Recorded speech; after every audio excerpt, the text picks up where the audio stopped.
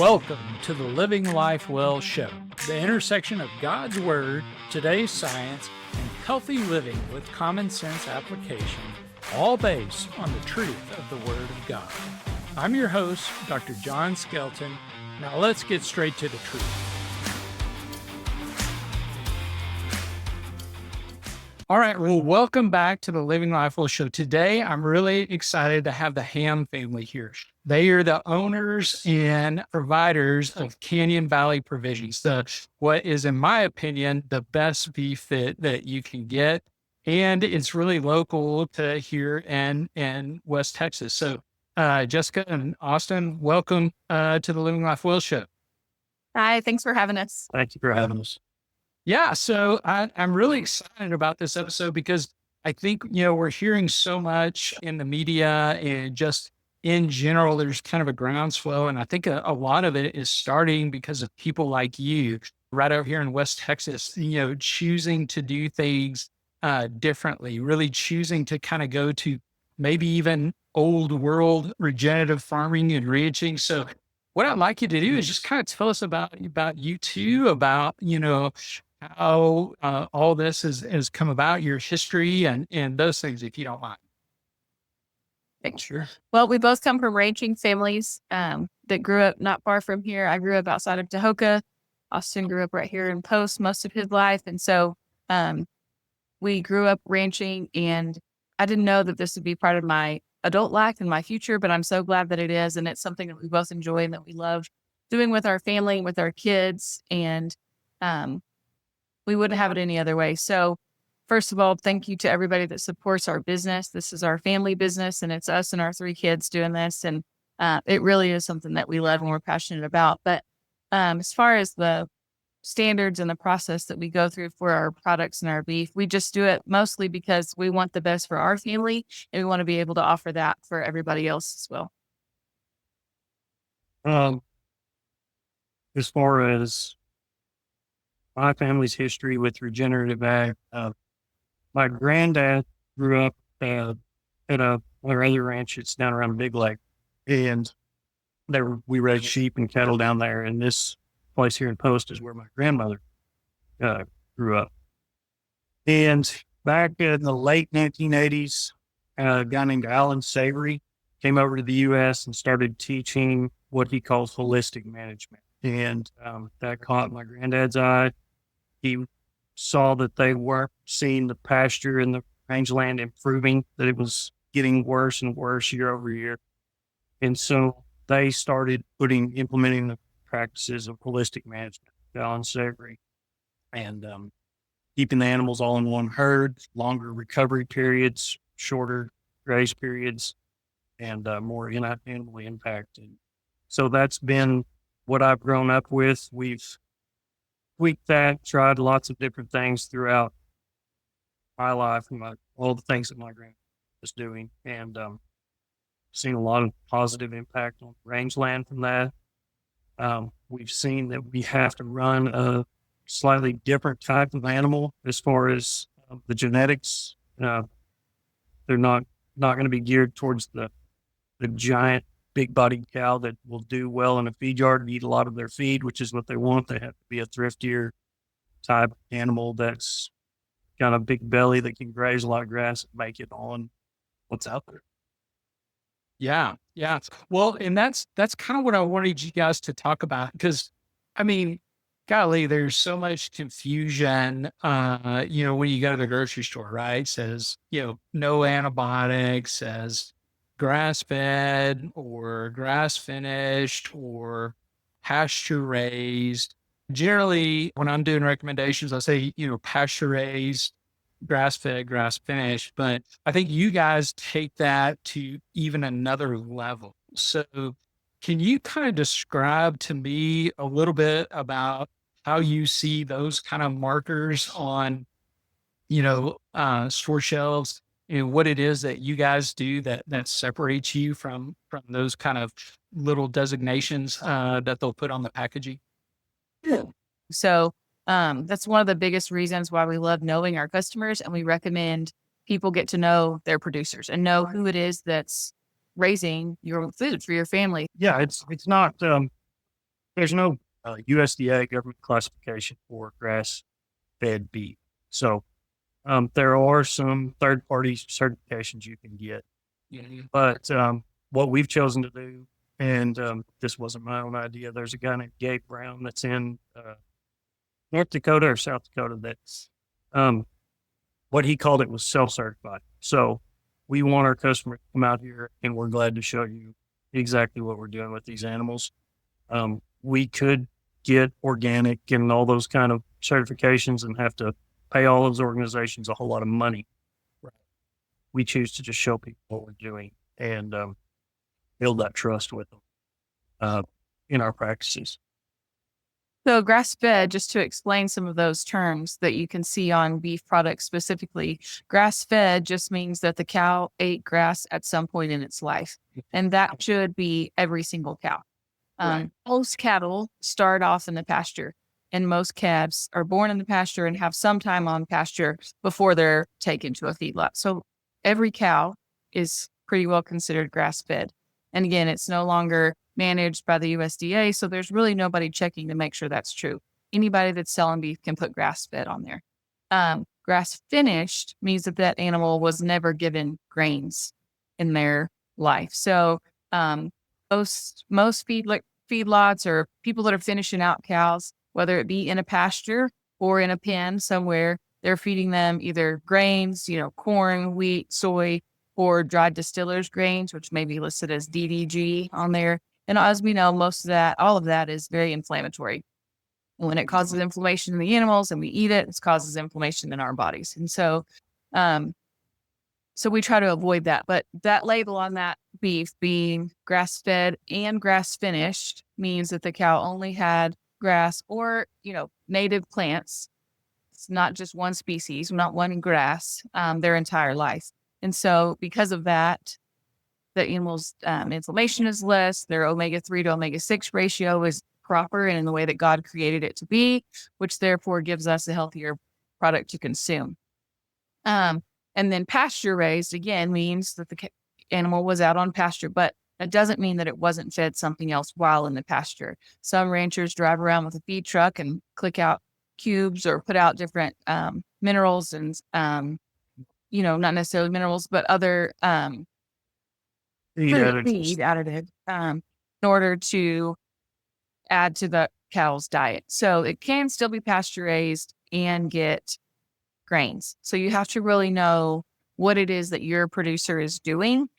We choose to not supplement with any feed. We don't give any grain. We don't give any distiller grain. We don't give corn, soy. We don't do any of that. Our cattle are on the pasture right up until time for us to gather them in to take them to the processor. And because of the rotational grazing, we plan out depending on how much rain we've had, which allows us to make sure that there's feed in front of them all the time so that we don't find ourselves needing to supplement that diet. Yeah. So tell me a little bit about that rotational grazing that you guys do, because I think that is tremendous aspect, right? Because that is how you've just described healing the land, right? I mean, we have so many people in the ag industry out here, and it's the same thing over and over and over. No coverage on the ground. The soil is always tilled out, just bare naked, basically. And there is no chance for recovery. And, whatever it is that's grown out there is just leaching out, just like, you know, putting a ton of cattle or swine, whatever the case may be, into a small area and then putting out a bunch of feed for them, just destroys the land and also obviously the animal's nutrition. So tell me a little bit more about that, about what you guys specifically do with regards to that rotational grazing, and just educate us a little bit on why. Sure. It's just a matter of timing and animal impact. So, a lot of what people are seeing on videos on Facebook or whatever in regenerative grazing, you'll see a whole bunch of cattle on a half an acre, but a lot of times that's going to be in Missouri but these Western landscapes, brush, it's rough. It can be a little more challenging to those step-in fence posts just don't always ground and everything. So we have to either clear the brush out of our way, which we've done to create lanes to put up this portable fencing. And you can even do it on larger areas of land by moving the cattle around, the only thing that the cattle get extra is a mineral supplement. So we have a mineral feeder trailer that we can move around all over the place, and that's going to draw the cattle to a different part of the pasture while they're in there. I'm kind of jumping around here, but twice a year we go out and evaluate the pastures for the growing and the non-growing season, and basically step off what's going to feed a cow for a day. And that gives us a rough estimate called animal days per acre. And the plan has to be pretty fluid from what you're seeing on the ground and move around. By bunching the big group, you're getting you're concentrating grazing habits. And then that bare ground that you see out there in the dead soil, that the pore spaces in that soil have collapsed. Since the microbes have died in that soil, microbes produce something called glomalin, which is a biological glue that holds pore spaces in the soil that allows water to infiltrate. If in all that microbial life, once say you've got some bare soil and an extremely hot day like we get in August, it can get hot enough in that ground to kill all the microbes. So you've got dead soil, the pore space. It rains, soil is capped, and the water just runs off. It does not infiltrate at all. So what we're doing by having a bunch of animals together is they've got that sharp hoof, and they break up that soil capping while they're there, allow for new recruitment of grass seedlings or whatever, forage legumes or whatever you might have growing out in the pasture. And they till up the soil basically with their hooves. And undergrazing can be just as damaging as overgrazing. Those grass plants, if they're not touched, will get gray and oxidated and die by not being grazed. So when that cow wraps their tongue around the grass plant and shears it off, under the ground, the same thing is happening. The roots die. And that feeds the root growth that's going to happen. It feeds those microbes to grow longer, better, stronger roots. If the cow, when that new sprout comes up on that grass plant, if she's still there, the first thing she's going to do is go back to that tender shoot of grass and bite it off. That damages the root system because it didn't have time to recover completely. So that's where the overgrazing happens. Year after year, they're going to keep going back, and those grass plants get weaker. Start to see the landscape degrade.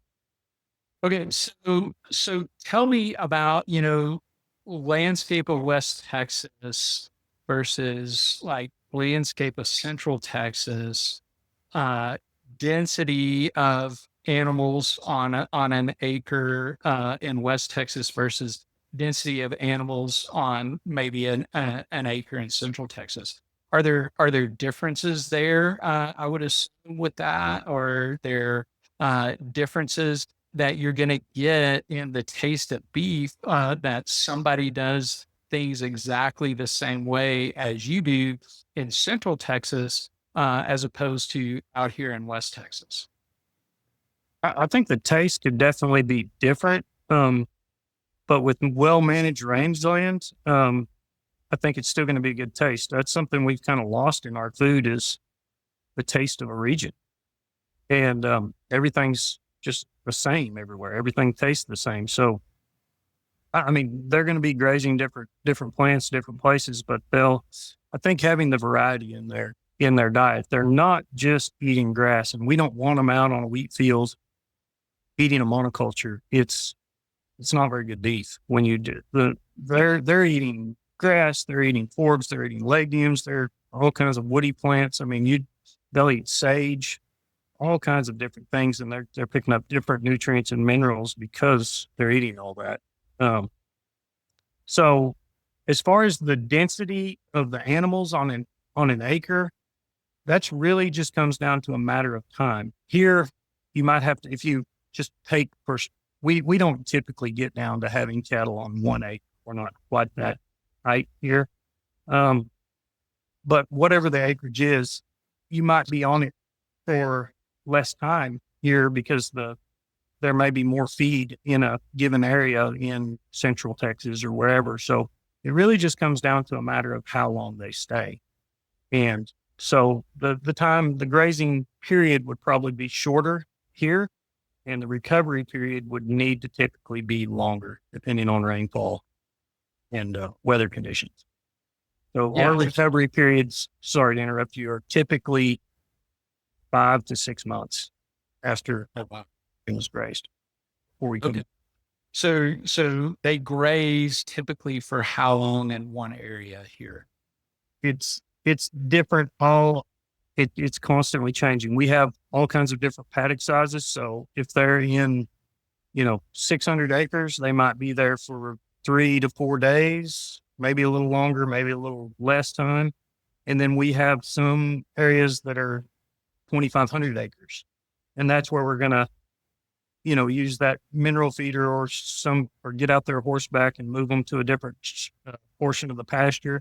And then there's some periods of time, like when they're dropping calves, when we'll put them in those bigger areas and we'll try to leave them alone for a little longer. They need to be able to have their calves and not be so bunched up and asked to work quite as hard during certain periods of the year. Okay.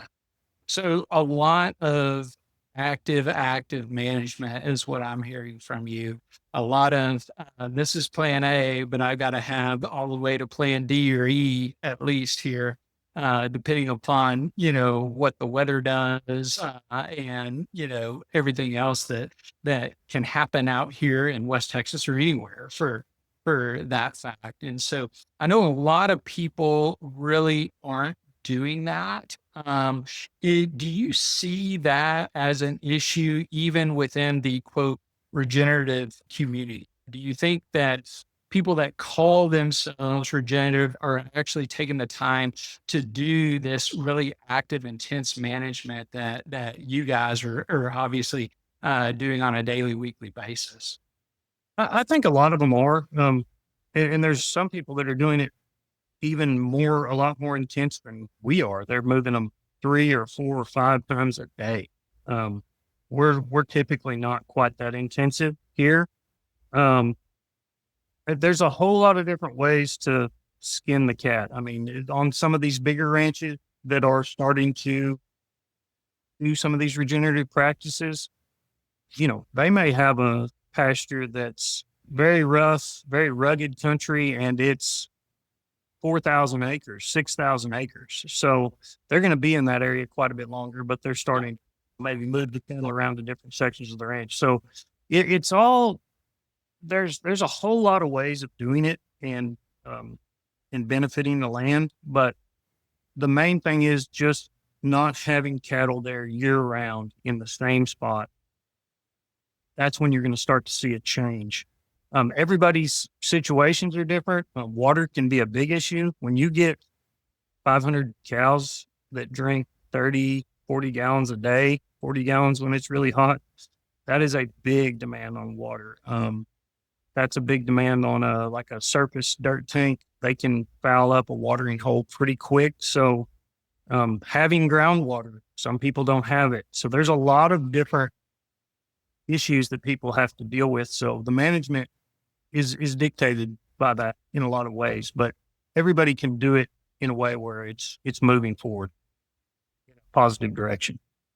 And I think because of social media, maybe, and because of RFK, and there's a lot of steam building around this. And it's really exciting to see not only as consumers who are looking for a product that comes from producers who are not giving grains and who are regenerating the land and focusing on the soil, but also other producers are looking to improve their management practices as well. We get people call us all the time asking for information or references, resources, whatever, to see like, okay, what do I do? How do I start? And, and that's really encouraging to see that people are wanting to do that. Obviously, we think it's important to take care of our soil and our land, so we do that.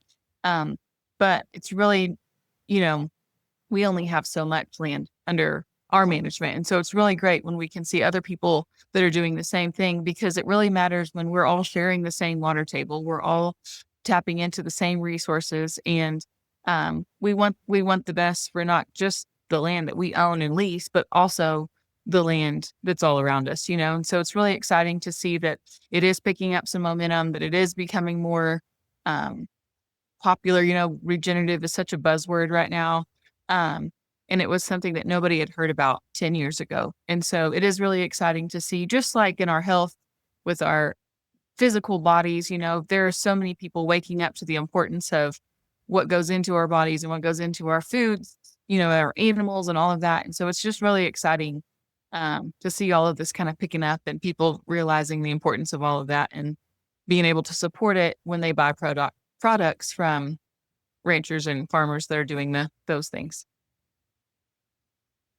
Yeah, absolutely. And the thing that strikes me so much about this is I always say, what's old is new again, right? And so, you know, these are biblical practices. I mean that God entrenched in us from the Old Testament, from you know Leviticus, on about rotating the land, letting the land rest and heal, how you should treat your animals. And just really, you guys are just living that out. So I know that your kids work with you there a little bit. Tell me about kind of what they do on the land and how you've seen this impact them and how they approach life, maybe. Well, they don't know any different. So this is really amazing that we've been able to be out here with them since the time they were born. But they're with us all the time. We homeschool our kids. We have 3 kids. They're 9, 7, and 4. And so they're still very young. They all love to be horseback, and some more than others, but Yep. they love going with us. They love being part of it. They love the cowboys that come and help us, and doing all of that. And they really take pride in what we're doing. And it's really great to see them, especially when we have like a field day or an event where we open to the public. Um, we'll hear our kids talking about soil health and microbes and um, plant diversity and different things. And it's so neat to just hear them spout things off, because it's part of our daily vocabulary, part of our life. A lot of times our science lesson is not in the classroom. It's out when we're digging up a sample in the pasture or identifying plants to see what this plant might be and what the nutrient profile is of that plant or whatever it is. So they're with us in the planning stages. They help us move the cattle and work the cattle. And then they also help all the way from unloading boxes when we pick up loads from the butcher, hauling cattle to the butcher, and then they really do a lot with me in the fulfillment stage of our business and helping pack orders. A lot of their math skills are really getting tested while they have to pack orders. And I give them a list of, okay, this box needs 24 of these, 12 of these, 7 of these. And so they're really involved from every aspect of the business. And some days they are happier about it than others. But they take a lot of ownership in it and a lot of pride in it. So it's really neat to see. They do. That is, And yeah, we've done been very intentional about explaining to them why we do things the way we do and why we're different than maybe others, or but we always make it a point, not just with our kids, but I want to make it a point here too, that we're not better or worse necessarily, because ranchers are good people, and people in the ag industry are great people, and we're all doing it because we love it and because we feel called to do that. And the media makes such a big fuss about cattle being bad or ranchers being awful or whatever that is. And I've never met a cattle rancher, one, whether he feeds tons of grain or not, that doesn't love his job because of what he's doing. And it's just such a great group of people, and there's no better people I want to raise my kids around than the cowboys and cowgirls in this culture.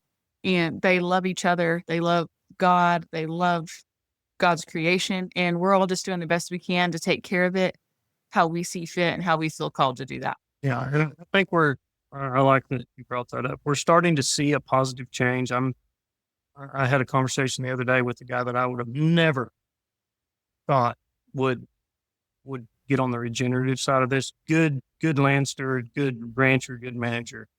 Starting to talk about being concerned about mRNA in our cattle vaccines.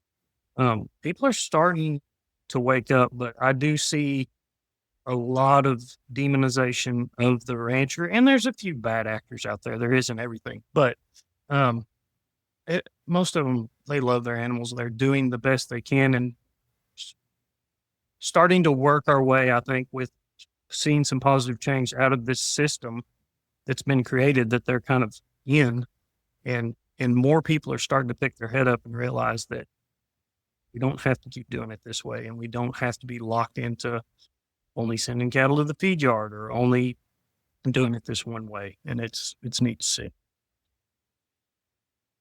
Talking about farmers and ranchers and how they're developed, and you have all these series on like Netflix or Prime, and just really kind of talking about the industry in general. And really, I think it's a symptom of society. I don't think any grower is growing something with the intention to provide a bad product, right? I think literally every single person, I don't care who they are, is growing with the intention to provide health and happiness for people. I think it's just that, we're in this society of under kind of Pharaoh rule and law, and thinking that production is the only thing there is. We think that we're providing a good quality product, but mainly it's because we don't understand why God told us what he told us about how to produce. And so, do you guys see that? Are you seeing it more from people waking up, maybe even from a biblical side of it? Or are you seeing it just strictly from coming from the word regenerative? Have you seen that connection there at all in the people that you're talking with that are coming around to this idea? Yeah, and we've had a few that are actually coming at it from a biblical point of view. And some of the time, it's not so much the laws and how to raise cattle that their convictions are coming from, but in stewarding their temple.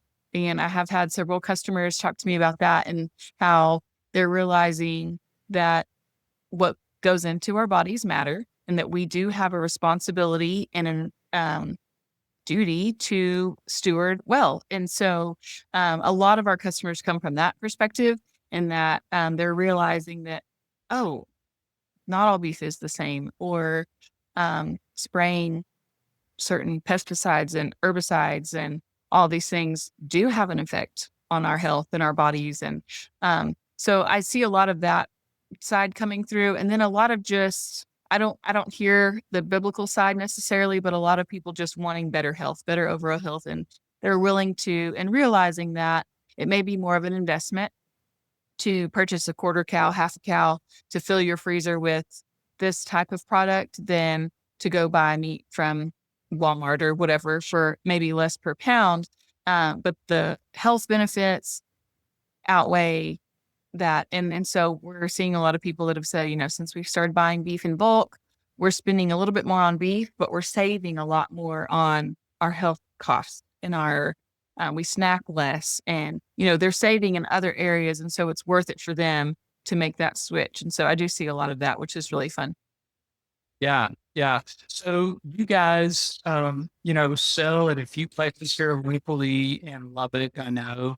And then, you have different things that you sell, typical ground beef, primal ground beefs and steaks. So tell me a little bit if somebody's interested in getting something from you, either here locally in Lubbock or throughout Texas, or there's an option to do it throughout the US. For shipping, uh, what kind of things do you offer, and how could somebody explore that a little bit?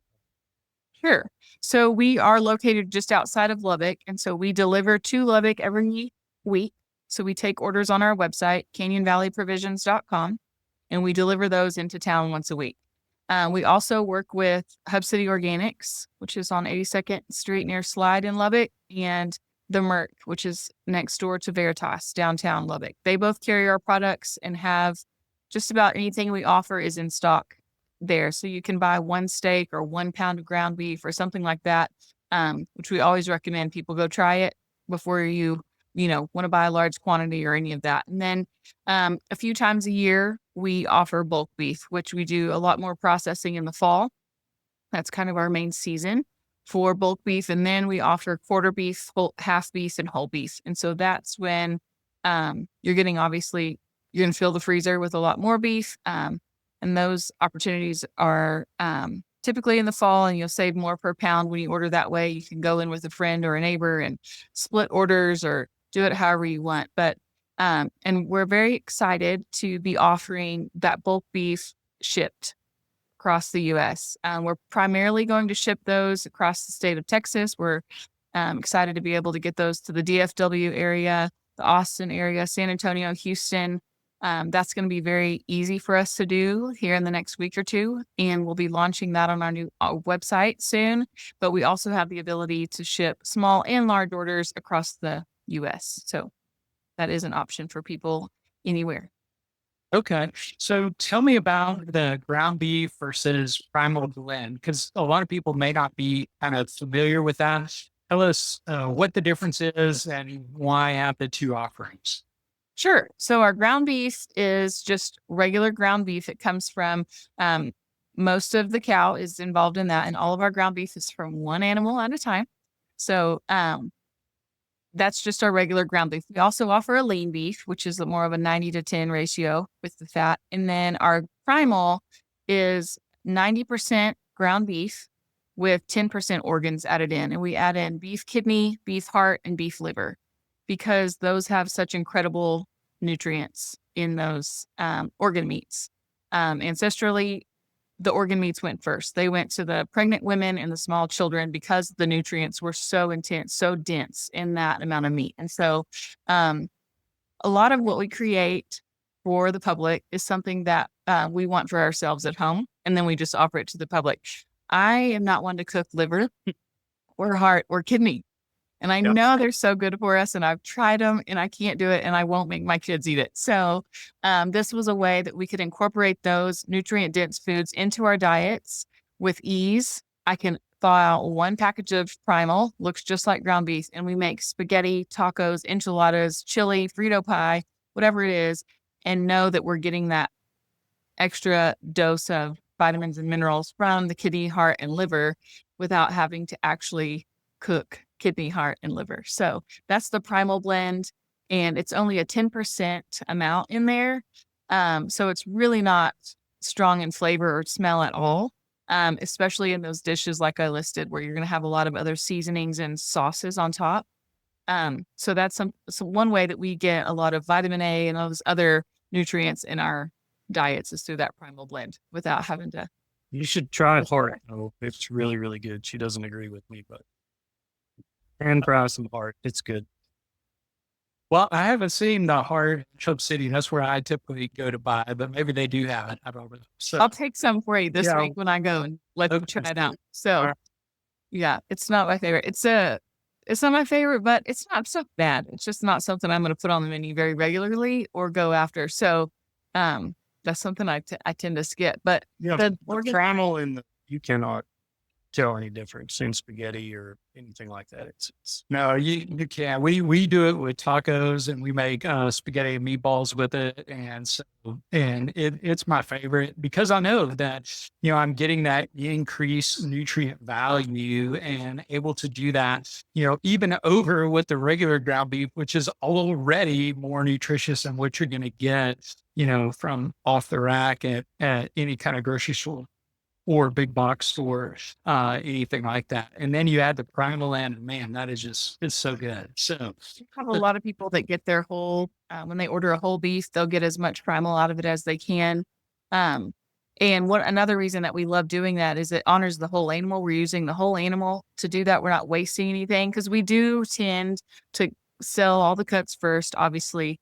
And we end up with a freezer of organs that aren't getting used and aren't getting sold. Because I'm not the only one that's not cooking heart and liver Yeah. regularly at home. So by blending that and incorporating it into the primal blend, we're able to move that not waste product and also provide that nutrient value.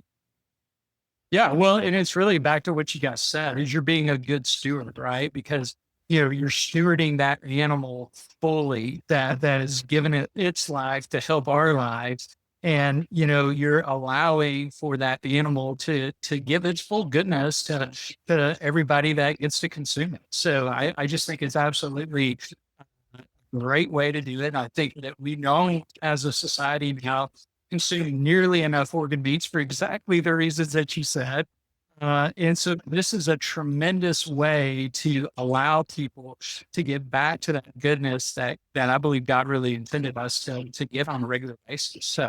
So I just think it's fabulous. Something else they get when you buy it in bulk is the bones of the animal too, and that's a huge deal just for flavor and to take those bones and make bone broth with them, the nutrients that you get from that, and then it just makes every soup, anything you cook with it, 10 times better than it would have been just Yeah, water. absolutely. That's interesting. Bone broth is one of the things I absolutely recommend for people when they are going through my program here at the clinic, and that's one of the ways that we actually supplement nutrients when somebody is in a plant-based diet, because they need those nutrients that you're just going to get them all from plants, and so bone broth is a great way to get that. So now, is that Absolutely. the bones you said you provide? Do you all actually provide pre-made bone broth, or just the bone? We provide pre-made bone broth, but if they choose to get it, people can get just the bones from the animal that they purchase. But yes, we have a lady in Lubbock that makes our bone broth for us and does an excellent job. And so we do provide the bone broth. I think that should be it at Hub City Yep. and everywhere City else. Organics and the Merc, they all have chicken broth and beef broth. Okay, all right. Well, great. The typical cow that's going to the feedlot, they've gotten, and maybe I brought this up earlier. You can stop me if I did, but they're a really big boned, large animal. That's not the reason that so many ranchers are having to feed and produce and provide so much help to these animals is because what the meat packers want is more out of one animal. And so, like Joel Salton says, bigger, better, faster, fatter.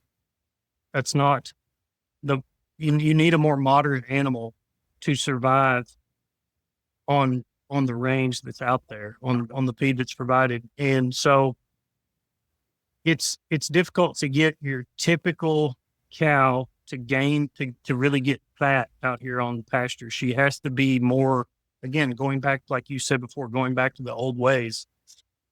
You need what we call grass genetics in these animals, and that makes a huge difference. So, if there's anybody out there maybe listening that's thinking about, they have low acreage and they're going to finish their own animal, it's important to make sure that you get and it's not red Angus or black Angus or Hereford. It's within those breeds. It's that if that animal's been bred for that purpose and can go out there and actually do it for you. So that could save somebody some disappointment time. If you get a big boxcar shaped cow, she might not get fat enough for you out there. So that's an important piece of this as well.